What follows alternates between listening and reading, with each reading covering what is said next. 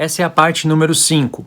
Agora nessa parte eu vou falar com mais precisão sobre o mistério que é para o nosso tempo, que é para nós, que nem os apóstolos, nem o apóstolo Paulo conhecia, mas nós só conhecemos através das cartas dele, da de Pedro também, da de Tiago também, mas principalmente as cartas do apóstolo Paulo. Já falei alguns dos mistérios que eles não conheciam. Já falei até mesmo nos vídeos anteriores. Eu dei uma pincelada aí na parte 4, que são essas linhas teológicas mais influentes no povo de Deus, que não tiram a salvação de quem prega, mas vai tirar galardão, posições no reino de Deus. Visto que Deus deu tempo de paz para essas pessoas, deu escritura, deu oportunidade, deu aparelhos para ensinar, sabe, celular, computador, etc. E mesmo assim elas quiseram se inclinar para tais linhas onde torce a palavra de Deus, distorce algumas coisas de Deus. Não sendo julgado perda de salvação, mas sim de galardão, tá bom? A não ser que seja uma coisa muito grave, uma coisa que mexe com pontos importantíssimos da palavra. Calvinismo mexe com salvação, mas e aí, vai perder a salvação? Eu acredito que não. Mas tem pontos que mexem com a doutrina e faz com que a pessoa perca a salvação, porque é um caminho de apostasia. Ela não vê isso agora, mas 2 anos depois, 3 anos depois, ela já está não crendo em alguns livros da Bíblia. Algum tempo depois, ela já não está crendo que Jesus é o Messias. Isso já aconteceu com vários homens aí na internet, homens de influência. Então, é o caminho da apostasia. Isso faz a pessoa perder a salvação e tira a salvação de outros que vão acreditar nessa linha, ou de grupos que já seguiam essa pessoa enquanto ela era messiânica, acreditava em Cristo, pregava as festas e depois passou a não crer mais e acabou arrastando essas pessoas consigo. Tá bom? Então é isso daí. Os apóstolos não poderiam prever essas linhas, não tinha como, e se eles pudessem prever, com certeza eles escreveriam, reprovando. Mas o único que poderia prever tais linhas no futuro era o Espírito Santo. Mas o Espírito Santo não quis anular a linha pré, ele não quis remover a linha pós, porque ele poderia. Eu já dei alguns exemplos nos vídeos anteriores. Era só ter um texto falando claramente, citando a última semana, citando o poder de escolha do homem. O apóstolo Paulo poderia falar em alguma parte: irmãos, cuidado para não perder tão grande salvação que nos foi dada, porque a salvação se perde. Pronto, pronto.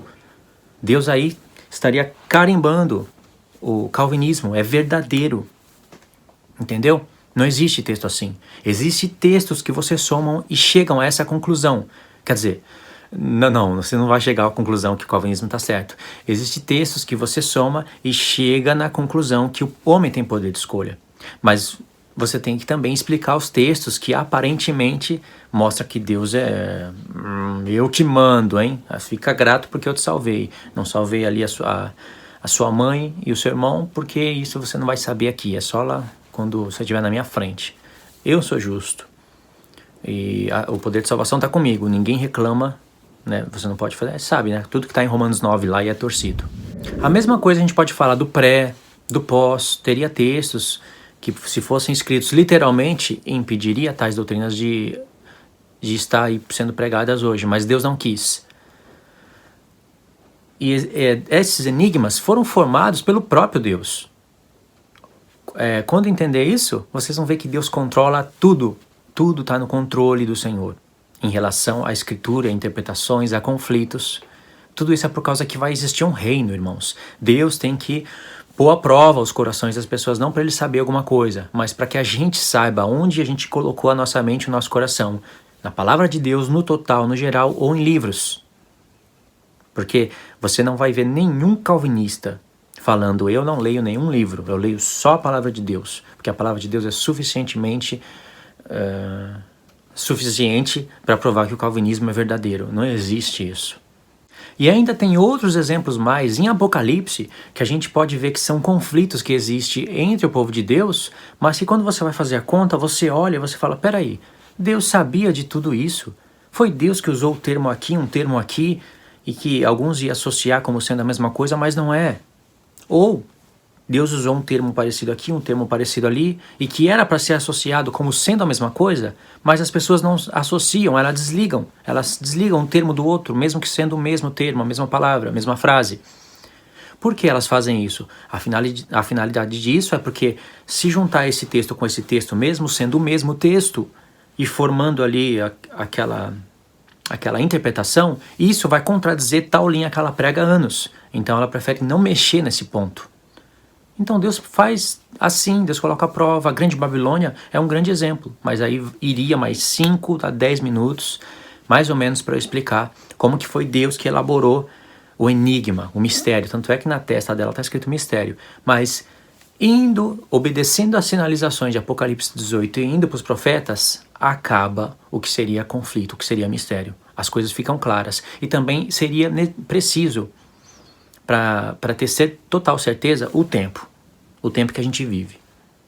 Então, veja bem, você já ouviu falar das duas casas de Israel? Se você nunca ouviu falar do ensinamento das duas casas de Israel, de Efraim e Judá, da restauração do reino, você pode acabar esses vídeos aqui e ir direto assistir o vídeo das duas casas de Israel. Tem vários estudos sobre as duas casas de Israel no meu canal. E também tem outros canais. Então, você pode... Bom, eu vou indicar o que está no meu canal, caso você nunca assistiu, né? Depois você pode procurar nos outros canais. Link na descrição. Tem vídeos que eu fiz sem lousa nenhuma, antigos, que é bom também, mas tem vídeos que eu fiz atualizando. Então, eu removi alguns erros que eu tinha cometido no passado e deixei ali mais dinâmico, com lousa, mais curto, entendeu? Que eu aprendi também a falar melhor um pouquinho. Então, eu vou indicar esse, assista. Você vai ver que vai valer a pena. E a mensagem das duas casas de Israel é a mensagem para o nosso tempo. É a mensagem que os apóstolos pregavam claramente, mas eles não escreveram com todas as letras. Agora, para compreender isso que eu estou falando, é só mesmo quem já conhece a doutrina. Quem não conhece, vai ficar algo no ar, sabe? Vai ficar com vontade de assistir o vídeo, mas você não vai compreender 100% do que eu estou falando. Você percebeu que a gente só conhece a doutrina das duas casas de Israel pelo Antigo Testamento. Impossível conhecer ela pelo Novo.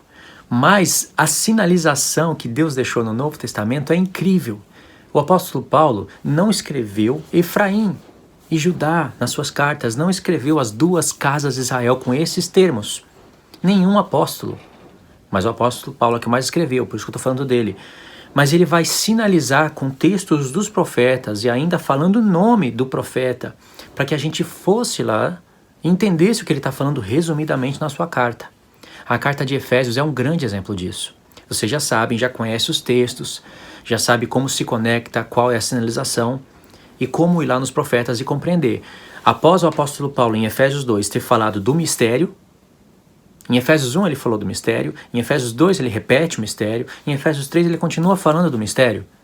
E após ele ter falado isso, em Efésios 3, após ele ter falado da reunião de dois povos que estavam separados, as pessoas, mesmo sem conhecer a doutrina das duas casas de Israel, sabem que o apóstolo Paulo está falando de judeus e gentios, que é um plano de salvação de Deus, mas não sabe qual é o projeto que Deus desenvolveu na história, nos profetas, para unificar. Então as pessoas não sabem quem são esses gentios e quem são esses judeus. Sabendo isso, muda todo o jeito de ler a palavra. Porque agora você vai ler os profetas, se você se interessar, em muitos dos textos onde está sendo usado o termo casa de Israel ou Efraim, não está falando do tempo passado, está falando do nosso tempo, está falando de nós. E são profecias que revelam coisas do futuro e que só pode ser compreendidas através do passado. Não está no Novo Testamento, está na luz dos profetas. É essa a grande diferença, o diferencial de conhecer. Você vai estar lendo lá Zacarias, você vai falar, nossa, então é isso que está querendo dizer Apocalipse. Porque aqui está usando o termo casa de Israel, Efraim, e está falando da gente. Não tem como compreender isso no Novo Testamento. Tem como compreender em Zacarias, em Apocalipse. A sinalização Deus deixou através dos profetas. Só que você acha que eles combinaram? Você acha... O apóstolo Paulo ficou um ano e meio em Coríntios. 3 anos em Éfeso. Você acha que ele nunca explicou a doutrina das duas casas de Israel? Claro que explicou, tanto é que escreveu resumidamente.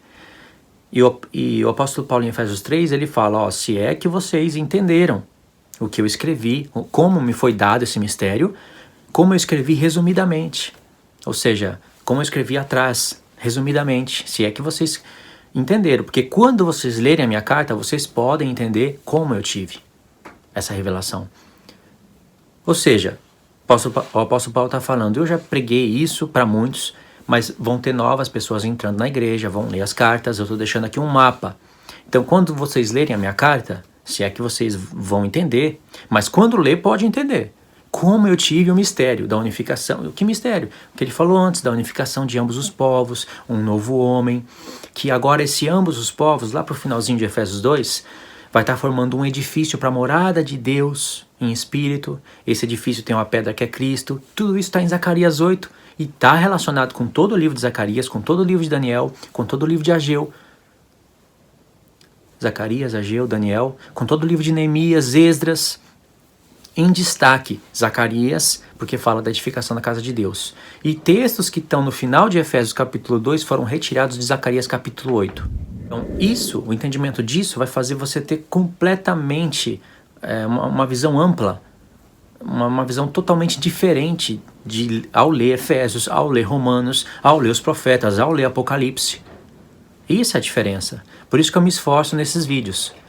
Então, irmãos, vocês acham que eles combinaram, Paulo combinou com Pedro, que combinou com Tiago, para eles não usarem o termo as duas casas de Israel, Efraim e Judá, de propósito? Não faz sentido. Mas se eles pregavam isso, a gente pode verificar pelos profetas, tem os textos na Carta dos Apóstolos que servem de sinalização. Por que eles não usaram os termos? A única explicação, irmãos, é entender que Deus inspirou os apóstolos. Eles não estavam fazendo isso, eles estavam entendendo, compreendendo 100% do que estava escrito. Mas não estava compreendendo que Deus estava elaborando um plano através dos escritos deles. É diferente dos apóstolos e profetas do Antigo Testamento, que estavam escrevendo as coisas, não tinham completo entendimento do que estava escrevendo. Aí fica melhor para falar dos apóstolos e profetas do Antigo Testamento. Eles estavam escrevendo as coisas, não tinham completo entendimento do que estavam escrevendo. Não tinham completo, mas entendiam parcialmente, sim. Pedro explicou isso na sua segunda carta, eu já falei nos vídeos anteriores, mas eles não podiam compreender tudo. Parcialmente eles poderiam compreender. Até com Daniel, que teve acesso a Isaías, a todos os livros antigos, a Jeremias, a Amós, tudo. Ele teve acesso a todo esse material para poder estudar os sonhos que Deus dava com nomes e coisas relacionadas ao livro da lei, aos profetas. Ele teve acesso, mas não pôde compreender tudo. Mas compreendiam que era para o tempo do fim. Então, parcialmente eles profetizavam inspirados pelo Espírito Santo, não compreendiam toda a mensagem, mas sabia que partes da profecia que eles falavam já tinha origem lá no livro da lei. Mas eles não podiam compreender o desfecho, as coisas, principalmente Isaías, Amós, que ainda estava num tempo no qual não tinha nascido Daniel, Esdras, Neemias, Ezequiel, Jeremias, entendeu? Irmãos, tá acabando o tempo aqui, os 15 minutos da parte número 5. Vamos ir para a parte número 6, se é que eu não confundi os números, tá? Se não, se eu não confundir, é a parte número 6 e a gente continua.